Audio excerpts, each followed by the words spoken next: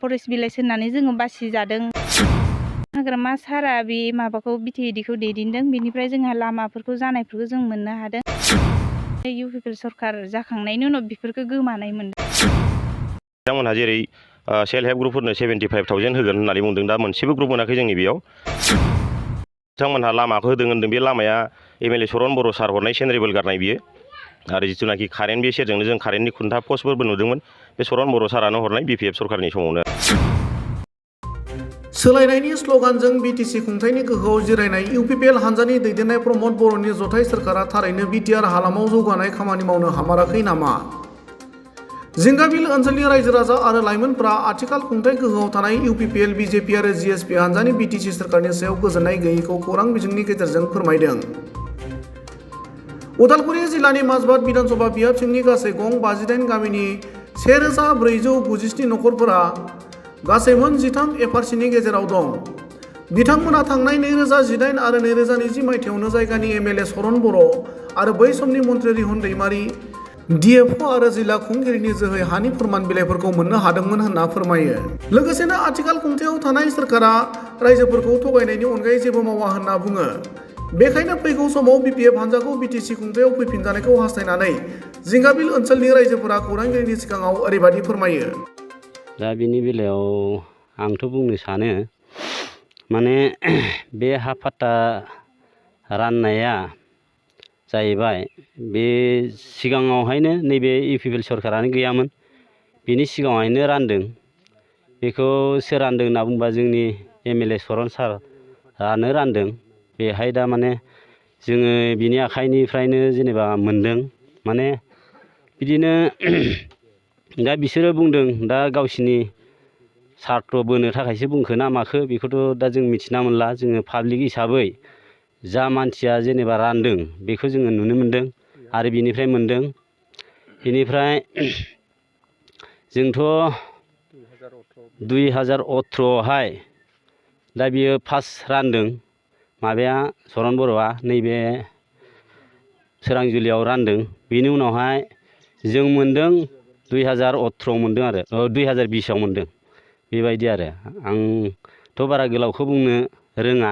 बेनिखायनो आङो सिदा हिसाबै नुना मोननाय हिसाबै आं बेखिनिखौनो बुंनानै दोनथ'नाय जाबाय आरो। आंथ' सानदों जाहैबाय, दा दिनैहाय जोङो सिगांनिफ्राय जेरैबायदि बिपिएफ सरखार सालायबोगासिनो दं, थिग जोङो दा सानदों जाहैबाय नैबे इउपिपिएल सरखारा सालायदोंब्लाबो जोंनि पाब्लिकनि गेजेराव दाथ' जों मोजां सालायनायफोरखौ नुवाखै। बेनिखायनो जों सानदों जाहैबाय जोंनि गोदोनि जि बिपिएफ सरखारा सालायदों, दा बेखौनो जोंनो नांफिनगौ जानानै दं आरो। ओमफ्राय दा जोंथ' नैबे इउपिपिएल सरखारावहाय जोंहा जेबो मोनथाय गैया आरो जों मोननोबो हायाखै। बेनिखायनो जोङो सिगां जि बिपिएफ सरखारा एसे एनै जोंनो अनुदान होदोंमोन, बे अनुदान होनाया जोंहा दाबो दं। बेफोरखौथ' जों मोननो हायाखै दाबो, जोंहा जेबो मोनथाय गैया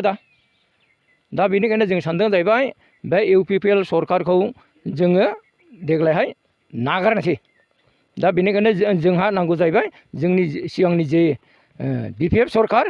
जोंनो बेखौनो नांफिनगौ जाहैदों। दा जोंथ' जेबो मोननो हायाखै इउपिपिएल सरखारनिफ्राय। दा सिगां जोंहा जे सरन बर' सारा होदों एसे एनै, दा बेफोरल'सो दं। दा जों लामा फदुलि जोंहा जेबो गैया। जों लामा होदोंमोन दरखास्थ', बे लामाफोरबो मोनाखै। ओमफ्राय जों होदोंमोन जाहैबाय मा होनो बे हस्पिटाल, बेखौबो मोननो हायाखै। दा जेब्लानाखि जोंहा बुङो जाहैबाय जेब्ला हाया जागोन अब्लासो जागोन। दा दिनैहाय जोङो जेबो मोननो हायाखै इउपिपिएल सरखारनिफ्राय। दा बेनिखायनो जोङो बे जायआ सरन बर', जोङो बिथांखौनो मन'नित खालामनानै दं। दा बेयावथ' सिगां जि बिपिएफ सरखारानो मावजोबखानाय बे खामानिफ्रा। जेब्लानाखि बिपिएफ सरखारा मावनानै दोनबोबाय, जेब्लानाखि बे समावहाय बिपिएफ सरखार जाबोनानै उनावहायसो बे इउपिपिएलआ दादों जाहैबाय नालाय, बे इउपिपिएल सरखारा बे जाखानाय बुस्थुफोरखौसो दा राननानै होदों। दा बेखौथ' आं सानदों जाहैबाय जोङो सुख नांगौ, सान्थि नांगौ जोंनो। जाय सरखारा जोंखौ मोजां दैदेनगोन जों बे सरखारजों थागोन। दा जोंहा दिनैहाय गोबां दुखु दं पाब्लिकआ दिनै बे पाब्लिकआ सान्तिखौ लुबैदों नाथाय पाब्लिकआव मा जादों दिनै असान्ति जादों दा बेनिखायनो आं खावलायनाय जाबाय दिनैहाय जोंहा लामा पदुलि गैया लामाफोर नांगौ जोंहा हस्पिटालफोर नांगौ स्कुलफोर नांगौ नैबेफोरबायदि जोंहा गासैबो सुबिदा जानांगौ दा जिंगाबिल हा पाट्टायाथ' सरनानो होदों 2018 सन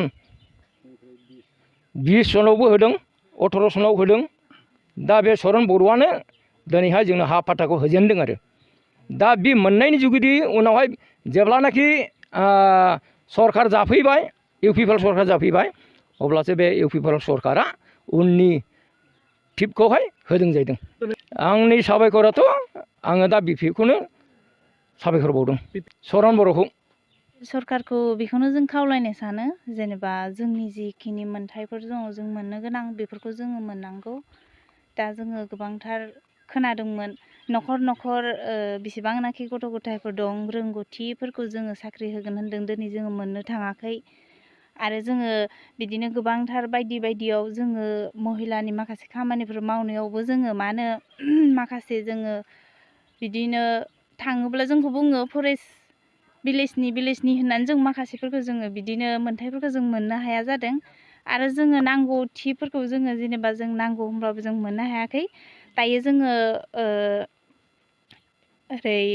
सरन एमएलए सारा जेब्लानिफ्राय जोंनि माखासे माबाखौ सामलायदों बेनिफ्राय जों माखासेखौ मोन्थायफोरखौ जों मोननो हादोंमोन नैबे दा दखरसे सरकार गोदाननिफ्राय जोङो माखासेखौ माने जों मोन्थायखौ मोननो हायाखै जेनेबा हमना ला फिसा फुलुबाबो जोंनि संसार जानाया माखासे संख्रि बानलुनिफ्राय लायोबा थाइबाफोरनिफ्रायनो जोङो स्टार्ट जायो दा जोङो गोबांथार जों मिटिंफ्राव खोनानो मोनो इउपिपिएल सरकारा बुङो बिदिनो जोङो कम्बल मुस्रि जोङो राना खुन्दुं राना होननानै बुङो खिन्थु जोङो साननानै नायोबा बेफोरखौबो जोङो न'खर जानायाव जोङो गोनांथि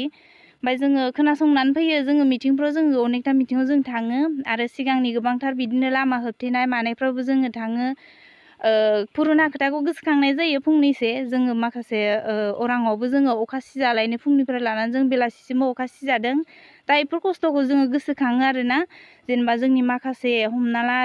जों दिनै रोंगौथि गोरों नङा अब्लाबो जोङो फिसा फिलौ खामानिखौ मावनायाव माने बे फिसाफोरनिफ्रायनो जों मोनजानो लुगैयो आरो माखासे जि जोंनि बर' फिसाफोर दं माखासे खामानिफोरखौ मावनो मोना बिदिनो साख्रिफोर गैया जोङो सानदोंमोन माने इउपिपिएल सरकारा दे जाबाय नालाय न'खर न'खर बिदिनो साख्रि होगोन होननायखौ जों जोबोद गोजोननाय मोन्दोंमोन नाथाय जोङो दिनै मोननो हायाखै जोङो दुखु दङ बिमाफोर जानानै आरो दायो बांसिन खामानि मावनायखौनो जोङो हाग्रामा सारखौनो जों मावनाय नुदों मानो होनना बुङोबा गोबांथार बिदिनो सिगां जेब्ला जोङो हादान जागोदान बे समाव लामाफोराव फैयोब्ला बिदिनो खायसे खायसे सम लानानै जों खारनो गोनांबो जादों बै समावमोन गारिफ्रा फैयोबा बिदिनो फरेस्टफोरनि गारिफ्रा फैयोबा लामा गाज्रिखाय फैनो हायैयाव जों एसे बासियोमोन आरोना ओमफ्राय बेनि उनाव जोङो जेब्लानिफ्राय जोङो हाग्रामा सारा बे माबाखौ बिटिएडिखौ दैदेनदों बेनिफ्राय जोंहा लामाफोरखौ जानायफोरखौ जों मोननो हादों माखासे सुबिदाफोरखौबो जोङो मोननो हादों ओमफ्राय दा ओंखायनो जोङो सानो जेनेबा फिसाफोरनिफ्राय लानानैनो जोंनो मोन्थायखौ नांगौ जोङो मोनोब्ला जों गोजोननाय मोनो बिदि आरो ओमफ्राय दा माखासे फरेस्ट भिलेज होननानै जोङो बासिजानाय समाव दायो जोङो 2018 सननिफ्राय सरन एमएलए सारा जोंनो हा पाट्टाखौ होजेनदों आं गोसोआव दङ ओरैहाय आस्राबारियाव फार्स्ट होजेनदों माखासेफोरखौ ओमफ्राय बिनिफ्राय लानानै जोङो दिनैसिमाव मोननो हाजोबदों दा बेखौ लानानैसो जोङो माखासे फिसा फिलौ बिदिनो अनेकथा सरकारनि माखासे डकुमेन्टस बनायनाय मानायफ्रावबो जोङो बासिजाला आरोना जोङो दायो माने एसे गनायजानायखौ जोङो मोन्दों आरो जों माखासे होसोनाय मानायफ्राव ओमफ्राय आं माखासे आंनि एसे पार्सनेलफोरखौ आं एसे बुंनो सानदों जेनेबा आङो डिआइसआव बिदिनो मोनसे स्किमखौ लानानै आङो काटिं मिटिं बिदिनो ट्रेनिं आं गथ'फोरखौ होयो जेनेबा मास्टारनि सिस्टेमै जेनेबा काटिं मिटिं फोरोङो आरोना बेयावबो गोबांथार बिदिनो डकुमेन्टसखौ लानानै नैबेनि उनाव 18 सननि उनावसो आं बे खामानिखौ जाहोनो हादों आरो आं खनथामसिम आंना रिजेक्ट जादों मोनसे मावनानै जानो थाखाय जेनेबा लनफोरखौ जोङो लुबैयो बिदि लनखौ लानायाव जेनेबा 18 सननि उनावसो जोंनि हाया जाबाय नालाय बेफोरखौ जोङो मोन्थायखौ मोननो हादों आरो दा जोङो डिआइसिनिफ्राय जोङो स्किमखौ लाबोनानै दा लनफोरखौ लानानै आङो बे दखानखौ खुलिनानै जागासिनो दं आरो आं बेखौनो बुंनो सानबावो जेनेबा दायो जोंनि माखासे बेसेबांनाखि दङ पाब्लिकफोर आइ आफा आदा बिब' बिनानाव गासिबो जेनेबा जों अबे सरकारजों थायोब्ला बे सरकारा जोंखौ सापर्ट होगोन सोरखौ नायगोन जोङो बेजोंनो थाजानो लुगैयो आरो बिपिएफखौ गोसोखांनाया बेनो जोङो फिसा फुलुनिफ्राय आं दानि एसे सिगाङावबो बुंदों फिसा फुलुनिफ्रायनो जोंनो नांगौ जायो दिनै जोङो मानो इउपिपिएल सरकार जाखांनायनि उनाव बेफोरखौ गोमानाय मोन्दों आरो ना गोमानाय मोन्दों गोजां बोथोर सफैयोब्ला जोङो कम्बल गांसेखौनो बायनो हाया जायो हाजिराया 250 खरिल' जायो जोङो मानो पाब्लिकफ्रा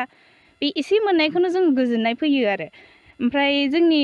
जेनेबा एसे मोननायजों लोगोसे लासै लासै जेनेबा जोंनो माखासे गिदिरफोरखौबो मोन्दों लामाफोरखौ बनायनायखौ मोन्दों ओंखायनो जोङो जेनेबा दायो मिलायलायनानै थानायखौ जों लुबैदों आरो सेक मोननायावथ' जोङो माखासे बासिनाय मोन्दों आं बेखौ सिदा बुङो दिनै जोङो मा होनो हाग्रामा सारजों जोङो सापर्ट जानानै जों गिदिंदोंबो माखासे मासरुलियाव जों थांदोंबो बिदि थांनायाव मानो सोरबा इउपिपिएलनि ओमफ्राय सोरखौबा बिदिनो मा होनो हाग्रामानि साइड माने बेफोरबायदि होननानै माखासे बासिनाय जादों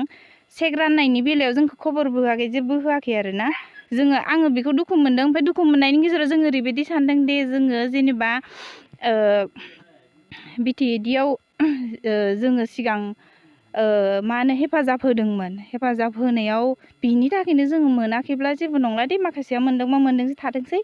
ओमफ्राय आंथ' जेबो खालामासै आं ग्रुपनिनो प्रेसिडेन्ट मावो ओमफ्राय जों दुखु फोरमायनानै जोंहा मोनानो जों मानो होनबा हाग्रामा सारजों जोङो सापर्ट होदोंमोन बेनिखायनो जों मोनानो ओमफ्राय जों खोनानोबो मोन्दों आरो ना बिदिनो जाय जाया इउपिपिएलआव ओंखारदों बेल' मोनगोन होननानै जों ओंखारैखाय जों मोनाखै आरो बेखौनो जोंबो सानदोंमोन जेनेबा बे सरकार गोदान ओंखारबा बयखौबो मोजाङै मोजां समान नायगोन होननानै सानदोंमोन आरो नाथाय जोंनो जेनेबा बिदि खालामजानायखाय दा मोजां मोनाखै आरो जोङो जाय सिगां दङमोन जोङो बेखौनो हास्थायफिनदों आरो दायो दा बेथ' बिथांमोननि बुंनाया बे मोनसे फेक्सन थारमाने थगायनाय हुदाया दंखायो नालाय बिसोरनियाव दा बेखौ जोंनि सिगांनि हाग्रामा सार बिपिएफ सरकार थानाय समावनो बे जोंनि जिंगाबिल ओनसोलाव हा पाट्टानि लेखाखौ रानफैनाय जादों जेरै सोरांजुलियाव रिहन दैमारि सार आरो सरन बर' सार बिथांमोना फैना रानफैदों बेयाव मोनसे एफआरसिखौ रानग्रोनाय जादों आरो बिनि उनाव नेक्स्ट